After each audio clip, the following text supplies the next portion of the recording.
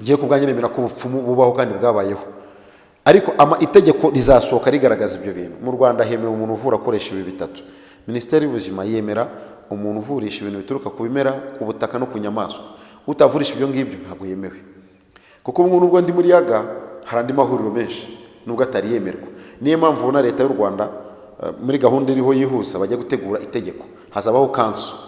Ya kanso uzaba uri muri association yawe, kusanga ngo hari uwaga, ugasanga ari koperative igira ubuzima, ibyo byose hari abantu bizahuriza hamwe. Rero nk'uko bivuze ngo urugimbo, ubundi umupfumu ni iki? Tubanze tumenye ngo umupfumu ni iki. Umupfumu ni abantu babaga ibwami, bakamenya ibizaba n'ibitazaba. U Rwanda ruratera niruterwa, nako ngo ruraterwa nirutera, sinzi ni gutyo. Hagati aho barababazaga ngo u Rwanda two tugiye rwa Gasabo, iki gitero tugiyemo aha n'aha ku mwami runaka kizagira intsinzi, bikaba byo. Ariko uyu munsi abapfumu babaye abantu, abavuzi bamwe twahindutse abapfumu babeswa. Reka mbivuge ko ndi kuvuga mu izina ryabo. Ariko wowe uvuga ngo uri umupfumu, nta muhanuzi wigeze ukene. Uzareba pasiteri w'abahanuzi bakomeye, uzareba abahanuzi bajya mu byumba, uzareba ko akennye yambara inkweto ihengamye. Wowe se no koga no koza amenyo ni ikibazo, ngo uri umupfumu. Ariko urugimbu nemera ko rwabayeho, wenda rwabayeho naravuka. Habayeho inzuzi, ab'inzuzi ni bake kuko abenshi ntibakiriho. N'abakoresha amasaka, kanguhe nk'urugero. Hari uburyo uvuramo umuntu ukareba test, ukaza nkaguha nk'icupa ryanjye cyangwa ukaza n'iryawe, ugafata amazi yawe mu nzu, utavuga ngo icyo nashyizemo. Wabyuka mu rukerera, burya saa 9 niyo nziza. N'umurozi burya atangiye kuroga hagati ya saa 9, saa 6 na saa 9, saa 11. Burya ari amasaha saa 9 ni meza. Niyo mpamvu n'abakristo bayahuriraho isaha y'impuhwe z'Imana. Iriya saha urabyuka y'amazi mu rukerera, ugafata amazi uyashyira mu icupa. Wamara kuyashyira mu icupa, amazi uvanye mu kanwa wawe uyashyiramo, uyaciramo, wanze ugashyiramo amasaka. Ya masaka ngiye ushobora kuyafatanya cugusa ndeba nkakubwira ibyawe. Ubwo ni urugero ngubwiye rwa mbere. Aho abantu barahari bafite izo mbaraga, gukoresha amasaka n'amazi yakuvuye, wowe ibyakuvuye mu kanwa nibyo ndeberamo. Hari n'ubundi buryo ushobora kubwira ngo fata kino kibiriti, vanamo imyambi yawe ushaka, imyambi uvanyemo nkakubwira ibyawe. Ushobora kuzana n'amakarita ya cyangwa yamereze, ushaka kumana nimero z'umuntu za telefone nkakubwira ibye. Ni urugero. Rero n'urugimbu biri kugenda bihinduka. Urugimbu rwabayeho, n'ababizi batinya kubivuga, ariko abantu ntibakakubeshye. Hari n'abitwikira ijoro bakaza batubaza ngo kanaka ko wize cyangwa ufite amashuri. Oya, gakondo ni ikintu gishinze imizi iwanyu mu nzu y'iwanyu ya kamere yavagayo. Kuko ntabwo ushobora kuvura icyo kintu kidahari. Kuko nanjye nyimara gutorwa niho naje kumenya ubuvuzi bw'iwacu buvaye buturukayo. Nza kubaza nsanga kwa sogokuru byara papa hari umuntu wavuraga ibintu byinshi byo bita kurumika. Njya kubaza kwa mama nsanga harabagayo umukecuru kwa nyogokuruza wavuraga afite ubuhanuzi. Ntago ari ibintu byakizana, ntago wakora nawe itangazamakuru gutya. Ushaka gusanga sogokuru wawe kera yarajyanaga amabarwa ahantu cyangwa kuri rwa rubingo, cyangwa arigishaga gatigisima abwira abantu n'inkuru nka gutyo. Ni igisekuru, ni ibintu bikurikirana, ntago ari ibintu wakiga ngo ubone. Ariko hari n'ubuvuzi bajya gucirira, ukajya Nigeria akabona umuntu afite mushwari cyangwa ingofero agize gutya, ukabona bose bararyamye. Ni ubundi buvuzi bwo mu kindi gihugu. Twe gakondo yacu y'u Rwanda ntabwo yigeze gukoresha ibyo bintu bindi. Nk'uko ubu abanyagisaka iburasirazuba ni abantu bazi gukora imiti. Iburengerazuba havamo abahanuzi kuva na kera. Amajyepfo akaba afite abantu bazi umuterekero w'ibwami, gushyira amata ku ruhimbi, babigenzaga gute. Burya rero buri ntara ifite uko yagiye ikora ibintu. Ni nako wajya ubona mu Gisaka bagenda ku Gataro. Iriya ntabwo ari gakondo y'u Rwanda, ahubwo ni abanyagisaka. Kuko u Rwanda rwaragutse rugera Gisaka, rugera Bukoba, rugera Kabare, rugera Masaka, rugera hano Mbarara, bagera Masisi, aho hose mu bice bya hano by'u Burundi rwari u Rwanda. None ya mico bagiye bafata bakayizana mu Rwanda, ariko ntabwo abanyarwanda twakoreshaga imbaraga zo ku rutaro. Niyo mpamvu wabonaga n'ibitero by'u Rwanda babanzaga kubaza. Uyu munsi wa none abantu barabihunga, agahamagara umurokore ngo mama pasiteri wese ashimwe ahimbazwe, waje mu rugo ukansengera icyumweru, akaguha 30 by'itike ngo atajya mu bahanuzi. Hari umuntu nzi bajya mu byumba by'amasengesho yavaye batamuhanuriye akababara. Ariko dufite abavuzi bavura pe, ariko hari n'abandi bagishakisha. Gushika harimo abantu babikora. hari n'ababikoraga basigaye batinya kubikora ko byagiyemo abantu benshi. Gushika rero ni uburyo bwo kugaruza ibintu by'umuntu wagiye cyangwa kuvuga uwo waroze bakamuvuga. Ujya ubibona ngenda bikompara umwaduko w'Abanyarwanda byari bihari, ariko no mu bazungu cyangwa pardon, ugiye no mu byumba by'amasengesho ubibona pasiteri cyangwa afata umuntu, iyi myuka ndayifashe vuga, akavuga wamurogeye namurogeye akabivuga. Gushika rero wenda ngarutse inyuma ku bya gakondo, hari abantu bashika bakoresheje inzira nyinshi. Ashobora kwambara wenda uruhu rw'intare cyangwa indi gakondo y'iwabo mu mutwe, cyangwa akambara amasaro y'ubumanzi, akambara ibindi bintu n'uruhu, yarangiza agafata inanga ye akayicuranga, agacuranga inanga, akagira ibyo avuga bisobanura, akagenda avuga hamagara ababyeyi, hamagara abasaza, hamagara byangomba, hamagara abandi, yarangiza agahita afata iki, agafata nabyita nk'ikinyuguri, ariko Kinyarwanda yenda ntago nzi neza cyane, kano kantu kajya kumera nk'agacuma kaba karimo ibintu, akavuga agahamagara, ukumva umuntu aje muri rindi jwi akavuga. Cyangwa wagera no mu rugo ugasanga umuntu yarwaye, yabaye nabi kubera ya gahunda yo gushika. Hariho abantu babikora rero, ariko hari n'abandi ubusanga bashakisha ariko atari byo. Abantu bashika barahari, ngo nubikenera wazazanga kujyanayo, kandi bari mu buryo butandukanye, ariko hari bamwe basigaye banabitinya kuko ugatikana kaniwe wanshikiye. Hari na ubundi hari ubuvuzi bw'ibanga, umuntu ugukoreye ibintu kuvuye cyangwa gushikira umuntu akabwira ntugende ubivuga. Burya iyo umuntu yakuroze bakakuvura bakakurutsa, ukagenda uvuga umuntu arongera kongezamo cyangwa bikaba ikibazo. Niba musange bagiye kukuvura bavuga ngo ngwino tukuvana aha tukujyana aha, kujyana wa muntu ukuroga atazamenya kukurogera aho uri, aho ibaraga ziri. Ariko umuntu hari n'abandi bantu bakora ibintu bita maji, akakubeshya ukabona ahamagaye hano inzoka, ahamagaye uruziramiri, ahamagara ibintu bikaza. Ariko gushika bibaho. None uretse nuko gushika harimo ibice byinshi, hari n'abantu bahanura bakakubwira nka buriya wenda ku byo waruvuze kuri iyo gakondo. Mbona n'abantu bagenda bavuga, hari abantu nko mu buvuzi mu gihugu twarahazengurutse hose, twaje abantu batandukanye, abashika barahari nzi, hari n'ababikora mu ibanga cyangwa babiretse ariko babikoraga. Hari impamvu nayivuze ngo ngaruke inyuma, nuko nayivuze ku by'inyamaswa.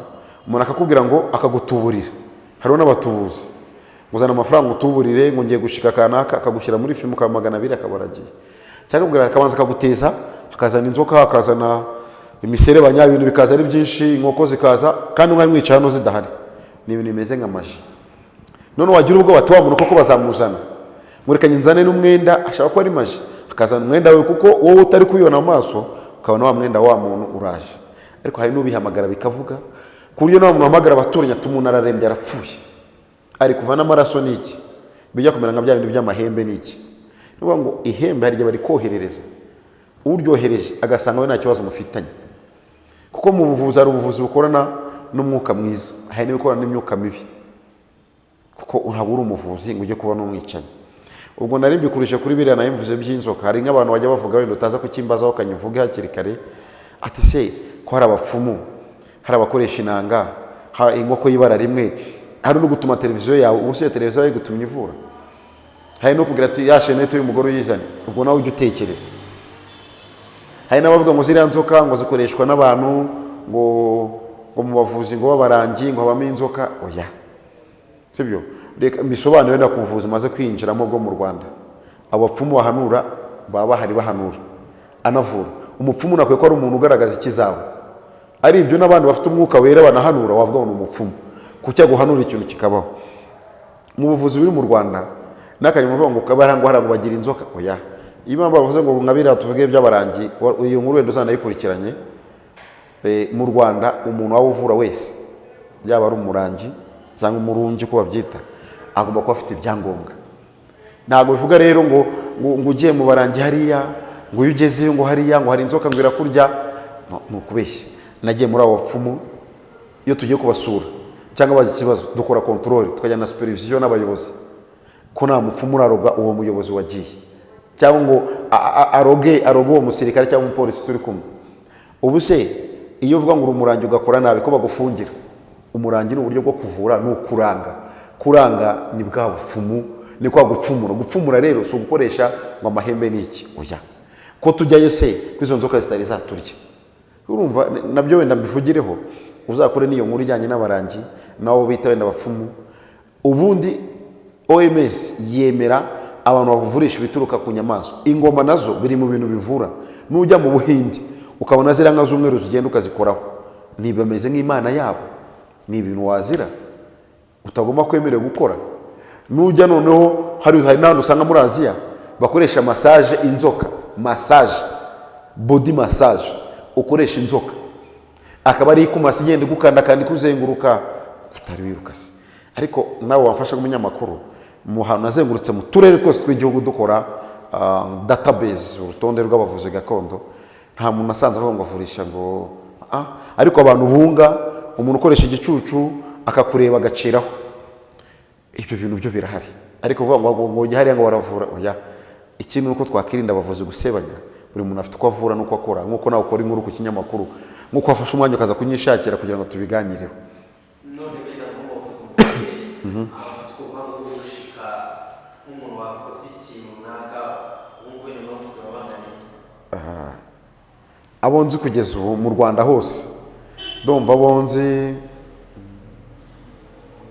nk'abantu 10. Nakizera ngakubwira ngo genda uriya muntu aragushikira umuntu, arakubwira umuntu kandi ubibone. Kuko hari n'igihe uvura n'indwara rigasika kunanira. Nawe nshobora kuvurikana nawe ukavurika kunanira, kuko umuntu imbaraga zirarutanwa burya no mu buvuzi.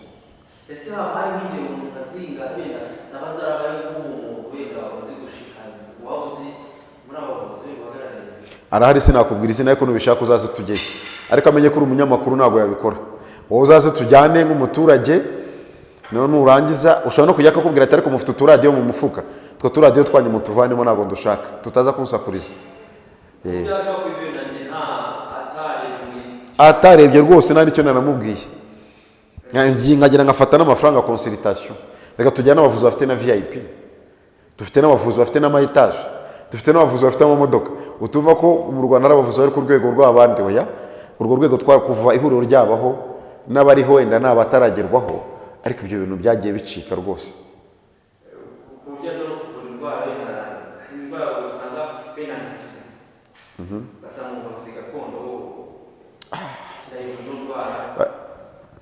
urakoze.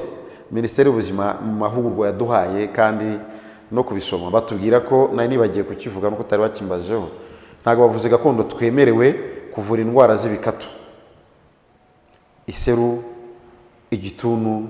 Ni gute se wavura sida kandi usanga natwe mu bavuzi bamwe banayirwaye, yabanje akayivura? Niba yivura uwo muvuzi uvura sida azabanze, hari abavuzi nzi bayirwaye, azabanze batuvurire.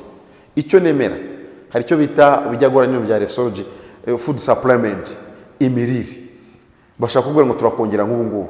Uzabona abantu benshi bafite kongera nk'abasirikari barya nk'akabenzi, kuko bamwe baje ngo kuvumbura ko akabenzi, amavuta y'akabenzi yongera ibinure n'abasirikare bakakarya n'ariya mavuta. Urabyumva? N'abazungu bafatara amavuta ngo y'ingurube, nubwo ngewe nayirya nanayemera, bagafata iki bakongeramo bya bintu bakabashyira muri za conserve, bya biryo barya ku rugamba hano hakonje, baterekamo ariya mavuta y'ingurube n'ibiki bakabishyiramo.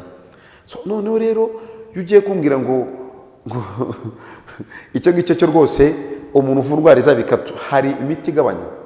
Nshobora kwandikira regime nayisomye wenda narayize, nko kubwira ngo abasirikare igikakarubamba cyongera abasirikare. Tangawizi wowe uyobewe ko ivura, uzara abasaza b'abasilamu banywa ziriya tevere na tangawizi. Ibyo turya, umudokiteri witwa Hippocrate yaravuze ngo ibyo turya nibyo bituvura, ibyo turya nibyo bidutera kurwara. Ibyo rero uzarebe n'umuntu urwaye sida yakurikije imiti ya muganga n'amasaha yo kuruhuka n'iyandarika, abaho igihe kinini. So natwe mu bavuzi rero ashobora kuba uhari azandya urwara, tumuha abantu bagerageza. Abavura diabete batubwire, kuko ugira gutyo ugafata amajerekani ya diabete menshi. Ufite umuvuzi nzakwereka w'umunyamahanga ukorana mu Rwanda n'umutanzania, yarambwiye ngo ngiye gitumye mari no myaka kuri diabete, abo twatangira rimwe iwacu barapfuye, maze imyaka 20. Ati kubera iki? Yafataga akajerekani, navumbuye umuti akanywa, umutima ufite doze n'ufite aho garukira bakapfa. Ariko ngewe nagiye ibinini narabinyweye, urushinge narwubahiriza, niyo mpamvu maze imiti myinshi. Twemere ko ubuvuzi bwa kizungu bwuzuzanya n'ubwa kinyarwanda, by the way.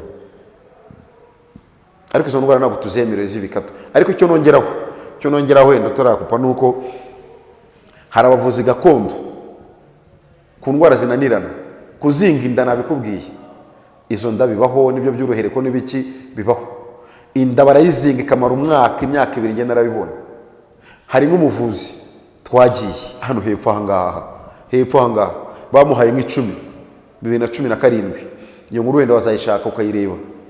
Kubera iki abantu babyaye batabyaraga, ndamaze niba ngati nk'ubu umuntu ufite trompe zarapfuye, nge ntabwo namuha umuti. Hari umuntu ngenda bizi nagiyeyo byaga guca, hari n'umuzungu yavuye, bavuye i Burayi bameze nk'abasazi, batavuga indimi nyinshi, yarakiza arakora. Ushobora no gushika udakoresheje ibinyuguri, njye nkashika nkoresheje ibyo ndi gukora byanjye. Hari ikintu waravuze ati uruhereko rwo urahurira hehe, no gushika bihurira hehe? Uyu munsi ndumva noneho reka uruhereko tuzagereho inkuru y'ubutaha kuko namena amabanga menshi, ariko uruhereko rubaho kandi biterwa n'agace ubamo. Ibyo nazo nkubwira akantu igice ubamo, uruhereko rwose bakaguherekera ugasanga ibintu byose ugenda ukora bijyana n'urwo ruhereko. Nakubwiye ko muri gakondo habaho kuvuga. Ugize amahirwe mama wawe ajya gupfa akagutumaho, urabyumva?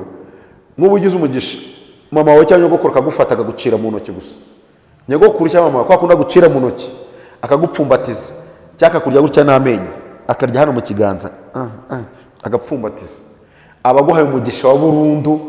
Kandi niyo mpamvu umuntu agomba kubaha umubyeyi we, ugatinya nyogosenge. Buriya nyoko wanyu mwagirana ikibazo, ariko nyogosenge ni mubi, niyo mpamvu ashobora no kukuvuma n'ubukwe bukanga. Mbona no kubwira n'ababyeyi bavumana bagira amacandwe bagabanye umuvumo urafata. Abanyarwanda dufite gakondo yacu ukomeye kandi turanga, tukagira n'indangagaciro zacu.